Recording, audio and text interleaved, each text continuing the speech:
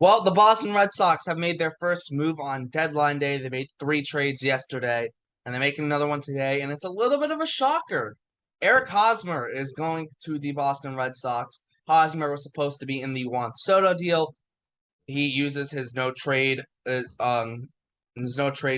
clause, I guess, that he has with the Nationals. He, as one of the 10 teams he doesn't want to be traded to, declines that trade, gets removed from the Soto trade, and now the Red Sox are trading for him. It is expected that the Padres will pay a significant amount of the salary left for Hosmer over the next 3 years, and even some of that salary this year. So the Red Sox are pretty much probably aren't getting a prospect back, or if they are, very not a major prospect. And the Red Sox probably aren't giving up much, probably like a player to be named later or something like that. But we're gonna cover the trade right here on Bleacher Brawls. My name is Derek. I'm here with Luke, and let's get straight into it.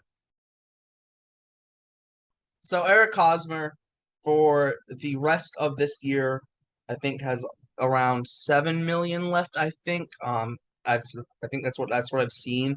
But the next 3 years, he has 13 million for the next 3 years.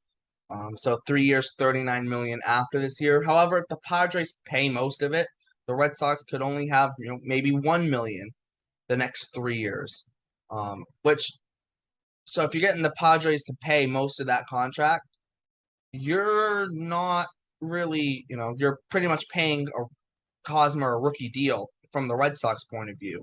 $1 million isn't much money. So it puts them in a very interesting place, and that's probably why they made the trade.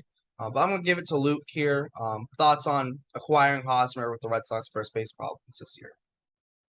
How long ago did he get traded there from Kansas City? 4 years ago? 5 years Signed ago? signed there as a free agent in 2016, I think.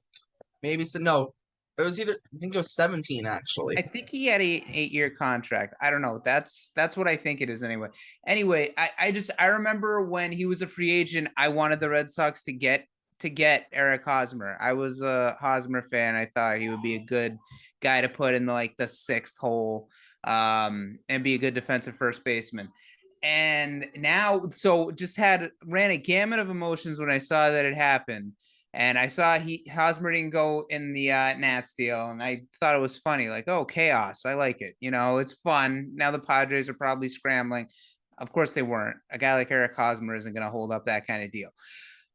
Then I'm thinking, and then I find out I see Hosmer's going to the Red Sox. I'm like, no, we're building for the future. We're cutting payroll and we're getting prospects. Why are we going to pay for this guy? And then it all crystallizes when you realize the Padres don't have any room on the roster for him. They got to get rid of him somehow. They probably just killed his relationship, their relationship with him, because they dealt him to a team on his no trade list and said, just screw your no trade clause in your list. We're trading you. He says no. So it's like, so where do you go from there in your relationship with a player? So the Red Sox had all the leverage there. No big need for him because Tristan Casas is their guy moving forward at first base. He's the guy we've been waiting for a couple of years now. We want to see their number one prospect in their system. But why the hell not? Because the Padres, because they had no leverage, they're going to be paying the vast majority of his salary, $9 million a year, whatever it is. So, I mean, there's really no harm done. It's essentially a free player. The Red Sox may give up a player to be named later, but why not? Casas is still going to be the number one first baseman. Apparently, Derek, you just told me that his splits against left-handed pitchers are pretty good. So if they don't like Casas against lefties, Hosmer, it'd be a weird, like, kind of a lefty-lefty first base platoon, which I'm up for. Why the hell not? And say Devers is DHing and Dahlbeck's at third or some kind of thing like Or that. Hosmer DHs and you platoon him with Dahlbeck. Or you There's get always Dahlbeck off the goddamn team, which is my preference. But I mean, he's free. So even if they designate him for assignment, who cares? Like, the Padres are going to exactly. be paying for him afterwards. So why not? It's a guy who his numbers, by the way, are strikingly similar to JD Martinez's this year. That's how bad year JD Martinez has had. And he's expected to be traded, which what does that do? Oh, it frees up the DH spot. Now they did get Tommy Pham, who's been good against lefties. So maybe Hosmer doesn't really fit. And I was thinking Pham maybe DHs. Hosmer, I guess he goes to first. Maybe they figure something out. But it does seem maybe they're going a little bit of the platoon route the rest of the year of, maybe Pham against lefties and Duran against righties, or maybe, Jackie against righties, Pham against lefties. Maybe they go Hosmer against lefties because he hit better against lefties this year and someone else against righties. That could be a route that they're going, and it might not be a bad route. I know Chaim Bloom last night said they still want to make the playoffs. Now he did also add on to that but they still want to do right by the organization. And like for example, the Vasquez trade, they felt that the two prospects were too good to say no to. But it seems like they're really straddling that line of buying and selling, and like they trade Vasquez, they bring in Tommy Pham, they get rid of Diekman, but they bring in Reese McGuire. Which I don't know if getting rid of Diekman's really a bad move. It's probably more of a positive than a negative. And now they're bringing in Eric Hosmer. So they're really kind of straddling that line of buying and selling. It's very interesting to see. We won't really know what the whole picture is until the deadline's done and we're past it and we've seen all the moves. I disagree on that. I don't think they're straddling the line at all. I think it's very obvious that they're selling. They're not taking on any sizable contracts. They're not getting any. They're not acquiring any impact players at all.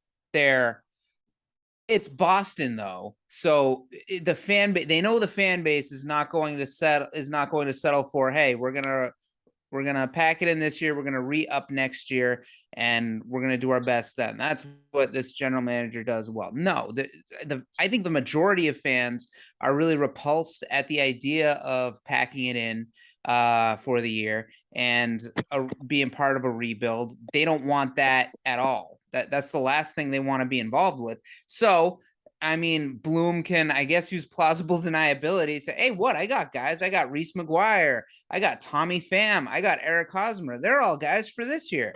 I mean, that's not the objective at all. And I honestly hadn't thought of Hosmer in terms of this year at all, because I'm not really thinking in terms of this year at all. I'm from my standpoint, they're punting on the season. I'm emotionally punting on this season.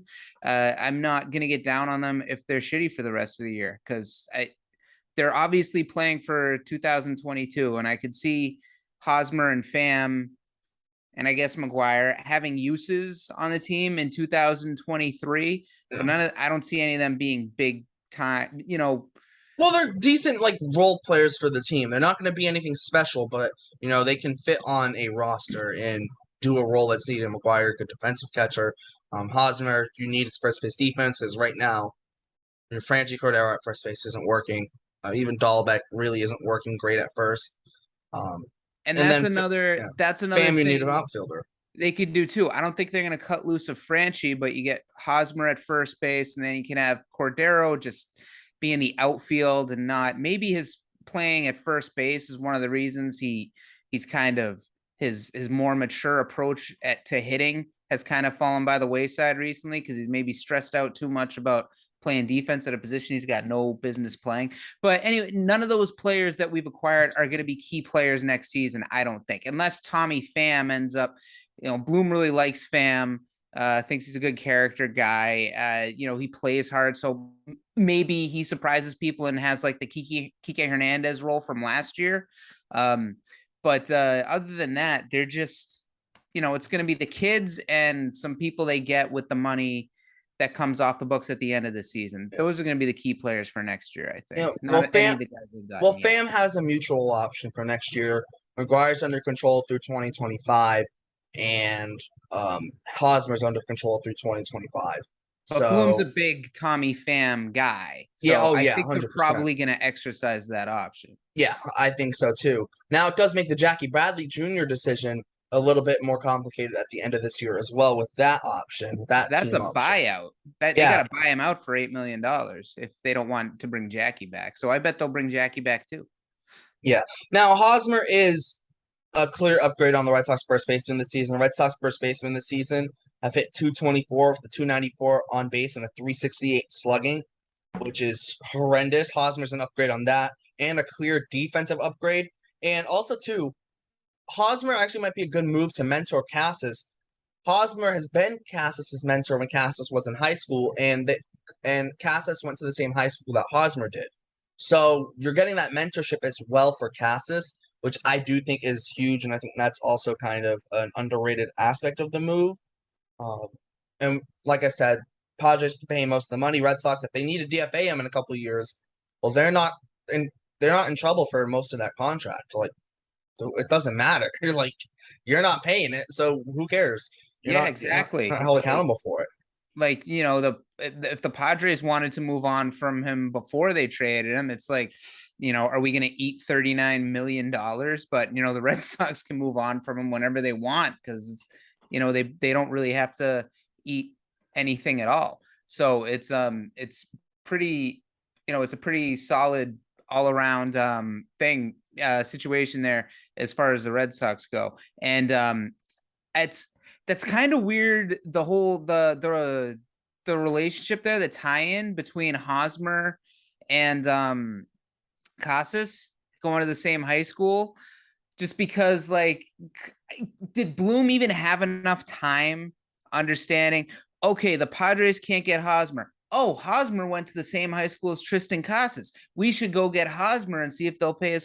Did he even have time to run through all those machinations in his head, or was that just like a coincidence that ended up happening? Well, the thing is, they've talked to the Padres this past offseason about Hosmer because they wanted Robert Hassel, who is in the Juan Soto trade today. They wanted Hassel, and they were going to be willing to take Hosmer's contract because they wanted Hassel. Or at the very least, Luis Campusano looked like a potential option as well, if the Padres ate a little bit of the money. So they were interested in doing that. The Padres weren't, though, because they want to keep their prospects, and obviously it's paid off because now they've got Juan Soto and Josh Bell, so good for them. But the Red Sox had talked to the Padres even before that about Hosmer as well. I think even before 2021, they talked to the Padres about Hosmer. So there have been conversations with Chaim Bloom in the Padres front office and AJ Preller before about getting Hosmer to the Red Sox. This time, the Padres literally needed to get rid of him, and they were willing to just pretty much eat his whole contract to do it. And if you're gonna tell Chaim, hey, you're gonna get Eric Hosmer for pretty much free, we're not asking you for anything. We just need you to take him. We will pay most of his contract. We just need him off the team. Chaim Bloom's gonna say yes. Wouldn't it be funny if they get there and Casas comes up and all of a sudden Hosmer's he's got no interest in the mentorship? It's like the Brett Favre situation or the Tom Brady, Jimmy Garoppolo situation, like where he just sees him as a rival and his enemy because he's competing with him for playing time. Like, yeah, but I think it's a little different though. I think it's a little different though because they do have the DH spot open, so there's two positions for the two of them. Three if you include Dahlbeck, which we're not going to get into.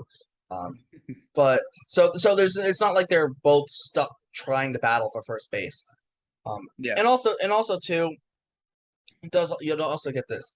This Red Sox team, you're starting to see the pieces put together. You get a guy like Hosmer, and when the Red Sox team's healthy, you got Story at second, Bogarts, Devers, Verdugo, Duran, probably Tommy Pham, and then maybe you get second half Dahlbeck and have Reese McGuire behind the plate.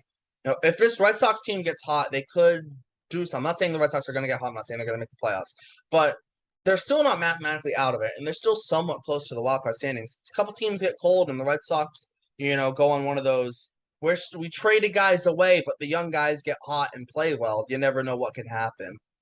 So I think Chaim's still leaving the possibility open of saying, hey, if you guys get hot, you'll have the pieces to make a run, but we're also going to trade our expiring guys because we need to be able to get the prospects back for them if we're not going to keep them past this year.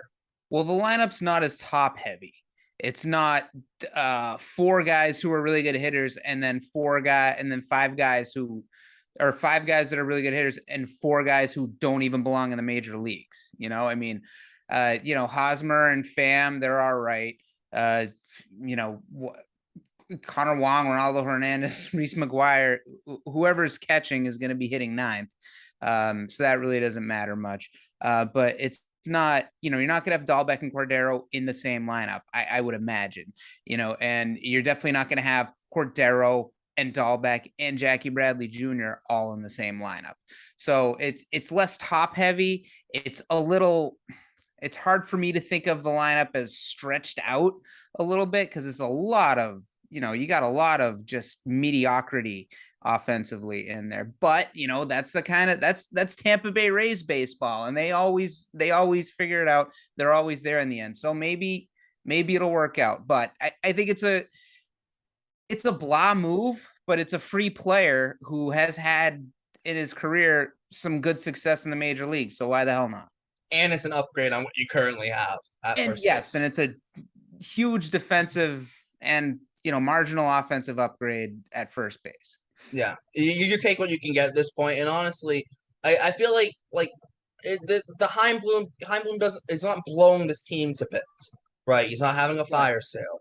He's gonna sell off the expiring deals and maybe a couple 2 year guys who have a year left after seal, like a Diekman who they don't have long term plans for, which makes sense. I know Martinez could be traded or Evaldi might get traded, but he's still gonna give this team a couple pieces. To who knows if this team like I said, if this team gets hot, anything can happen. It's unlikely, but you never know, and I think they're still keeping that opportunity open and saying, hey, if we get hot, you never know. We still have some talent here, and there's not going to be a massive black hole on the bottom of this lineup anymore. It seems. With if when this team gets healthy, obviously, when they get healthy, there won't be a massive black hole in the bottom of the lineup anymore.